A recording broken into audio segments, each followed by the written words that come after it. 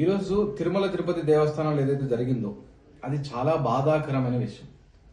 మనం ఎన్ని కోట్లు ఇచ్చినా, ఇంకెన్ని పరిహారాలు ఇచ్చినా, ఇంకెంత నష్టపరిహారం ఇచ్చినా వెనక్కి తీసుకురాలేము. ఎన్ని చేసినా తీసుకురాలేని పరిస్థితి.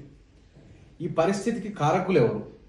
ఈ పరిస్థితికి ఇంత స్థాయి దాకా ఈ పరిస్థితి ఈ ఒక్క తిరుమల తిరుపతి దేవస్థానంలో లేదు. ఆల్మోస్ట్ అన్ని గుడిలో ఇదే పరిస్థితి ఉంది. కానీ నిన్న ఆ ఉద్రిక్తత ఎక్కువైపోయి, అంటే ఒక జనాలు ఎంతమంది వస్తున్నారు, ఏమైతుంది అని ఒక అంచనా లేకుండా, ఒక టీటీడీ కంప్లీట్ బోర్డు యొక్క ఫెయిల్యూర్, కంప్లీట్ అక్కడ ఉన్న ప్రతి ఒక్కరి యొక్క నిర్లక్ష్య కారణమే నిన్న 6 ప్రాణానికి బలికి కారకులు. అందులో ఆరుగురు బలి, దాని తర్వాత ఇంకొక 30 మంది నుంచి 40 మంది అస్వస్థత. ఇంత అస్వస్థకు ఇంత బాధకు, ఇప్పుడు ప్రజల యొక్క బాధకు, వాళ్ళ ప్రాణ నష్టానికి కారకులు కంప్లీట్ గా టీటీడీ బోర్డు చైర్మన్ ప్రధాన కారణం. నెక్స్ట్ తర్వాత ఆ టీటీడీ బోర్డుకు ఎవరైతే ఆ కీ డిసిషన్స్ ఆ రోజు అక్కడ జేఈఓ ఎవరున్నారు, అక్కడ ఉన్న పోలీస్ డిపార్ట్మెంట్స్ ఎవరున్నారు, వాళ్ళ నిర్లక్ష్యం వల్లనే ఇది జరగడం జరిగింది. ఇది ఒక్కరోజు జరిగిన ఇన్సిడెంట్ కాదు. ఇది ఇట్లాంటి ఇన్సిడెంట్స్ పూర్వం కూడా చాలా జరిగినాయి.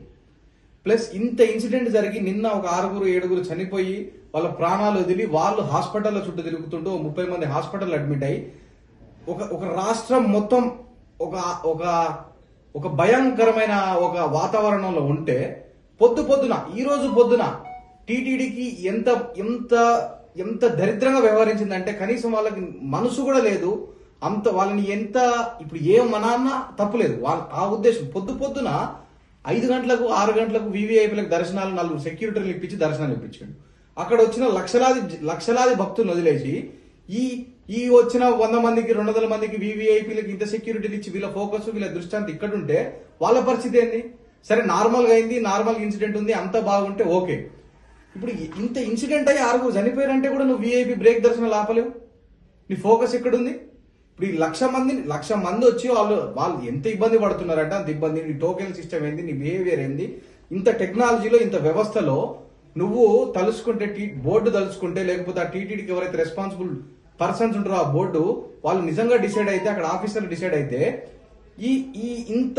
ఇంత రష్ని, ఇంత నష్టాన్ని జరగకుండా కాపాడే పని వాళ్ళ చేతిలో ఉంది. వాళ్ళ చేతిలో ఉండే చేయగలిగే పనిని చేయలేకుండా వాళ్ళ మైండ్ ఎటో డైవర్ట్ చేసి ఈ వీఐపీల చుట్టూ వాడికి సెక్యూరిటీలు ఇచ్చి వీడికి సెక్యూరిటీలు ఇచ్చి నార్మల్ డేస్ లో వీఐపీ దర్శనం ఇచ్చిన అంటే బాగుంది.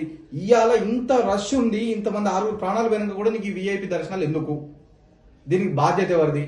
ఈ విషయం ఈ ఒక్క దగ్గర కూడా కాదు, చాలా దేవస్థానాలు, మన శబరిమల వెళ్ళినప్పుడు కూడా ఇట్లాంటి ఒక అది అంటే చెప్పరాని అంతే ఆవేశమైన క్రియేటర్ దేవుని దగ్గరికి పోయి భక్తి దండం పెట్టుకుని వాళ్ళకి ఏదో దర్శనం చేసుకుని దేవుని అనుగ్రహం పొందామని వెళ్ళిన భక్తులకు ఆ ఫీలింగ్ కంటే కూడా ఈ టార్చర్ బేర్ చేసుడు ఎక్కువైంది. దర్శనానికి 25-30 గంటల ఇంత టెక్నాలజీ వరల్డ్ లో అంటే ఇప్పుడు సామాన్యమైన ప్రజల పట్ల అసలు కనీసం గౌరవం, కనీసం వాళ్ళ జీవితాల పట్ల శ్రద్ధ, వీడు దర్శనం మంచిగా చేయించుకోపోగా వీళ్ళ సౌకర్యాలు, ఫెసిలిటీస్ ఇవన్నీ పక్కకు పెట్టండి. ఇవన్నీ కాకుండా అసలు కనీసం వాళ్ళ ప్రాణాలకే రక్షణ లేదు. ఈరోజు గుడిలోకి వస్తే ప్రాణాలకే రక్షణ లేదు. ఎంతమంది వస్తారో అంచనా వేయలేరు, వచ్చిన వాళ్ళకి ఏం ఫెసిలిటీస్ చేయాలో అంచనా లేదు. మరి ఎందుకు గుడి బోర్డు ఎందుకు, దానికి ఇంత మెంబర్స్ ఎందుకు, దానికి ఇంత డిప్లాయ్మెంట్ ఎందుకు, ఇంత వ్యవస్థ ఏం చేస్తున్నట్టు? ఇది ఇవాళ ఒక్కరోజు జరిగిన వ్యవస్థ కూడా కాదు, అనేక రోజుల నుంచి జరుగుతున్నది. కానీ ఎవరు అడ్రస్ చేస్తారు? సామాన్యుల ప్రశ్నలు ఎవడూ పట్టించుకోవట్లేదు. దీన్ని ఇప్పటికైనా ప్రతి బోర్డుకు చెప్తున్నా, తెలంగాణలో ఉన్న, ఏపీలో ఉన్న, ఎక్కడ ఏ బోర్డులో ఉన్నా ప్రతి దేవస్థానానికి ఇక్కడి నుంచి మేము హెచ్చరిస్తున్నాం. ఏమని చెప్తున్నామంటే, మీరు సామాన్య ప్రజల ఫస్ట్ వాళ్ళ దర్శనానికి, వాళ్ళకు ఫెసిలిటీస్ కి ప్రైమరీ ఇంపార్టెన్స్ ఇవ్వండి. ఈ వీవీఐపీలు ఈ ఫోకస్ చేస్తూ వాళ్ళకేమో సెక్యూరిటీలు, గన్మెన్లు ఇద్దరినిచ్చి పంపిస్తారు.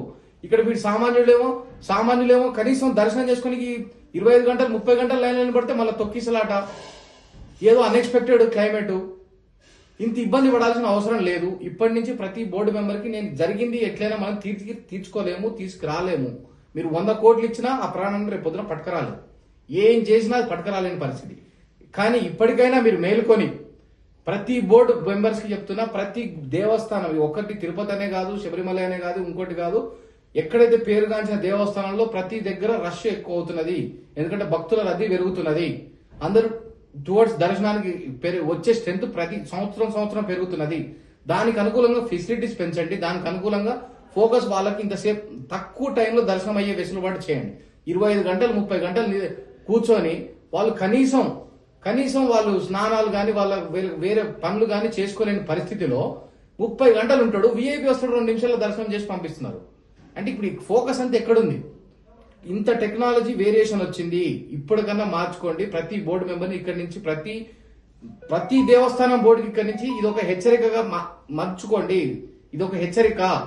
మీరు రేపటి నుంచి మరుక్షణం నుంచి వీళ్ళ సౌకర్యాల మీద ఎక్కువ ఫోకస్ చేయండి, వాళ్ళే బంద్ చేయండి. అందరికి నేను మనవి చేస్తున్నా, ప్రతి బోర్డు మెంబర్కి నేను మనవి చేస్తున్నా. ఈ రోజు రిక్వెస్ట్ చేయడం జరుగుతుంది, రేపు వాళ్ళని ఎదిరించి పోరాటం కూడా జరుగుతుంది. ఇది ఇట్లానే కొనసాగుతుంది. బస్.